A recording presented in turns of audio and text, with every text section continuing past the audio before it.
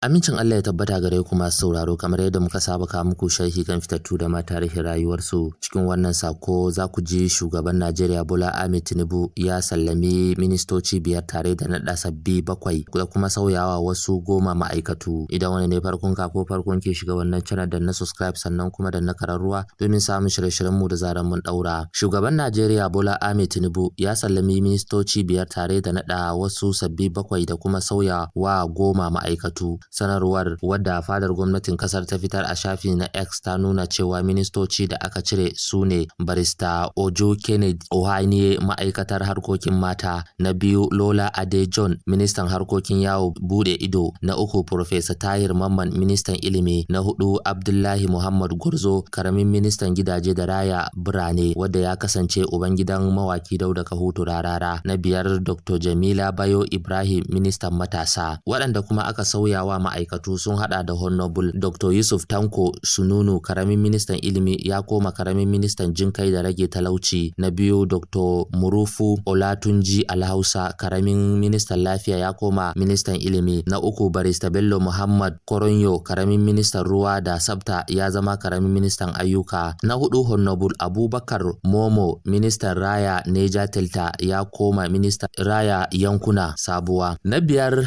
Uba Mai Gari Ahmadu, karamin ministan karafa, ya koma karamin ministan raya yankuna; na 6 Dr. Doris Ozoka Onite, ministan masana'antu da kasuwanci da zuba jari, ta koma karamin ministan kuɗi; Senator John Uwa Ino, ministan raya wasanni, ya koma karamin ministan kasuwanci da zuba jari; na 8 Imam Suleiman Ibrahim, karamin ministan harkokin 'yan sanda, ta koma ministan mata; na 9 Ayodele Olawande, karamin ministan matasa, ya koma ministan raya matasa; Dr. Salako Isaac Adekunle, karamin ministan muhalli, ya koma karamin ministan lafiya. Sabbin ministocin da aka nada sun hada da Dr. Nentawe Yalwadda, ministan ma'aikatar jinkai da yaye talauci; Muhammad Mai Gari, ministan kwadago; Bianca Odinaka, karamin ministan harkokin waje; Dr. Jumoke Odunwale, ministan ma'aikatar kasuwanci da zuba jari; Idi Muktar Maiha, ma'aikatar kusa da dabbobi; Honorable Yusuf Abdullahi Ata, karamin ministan gidaje da raya birane; Suwaiba Sa'id Ahmad,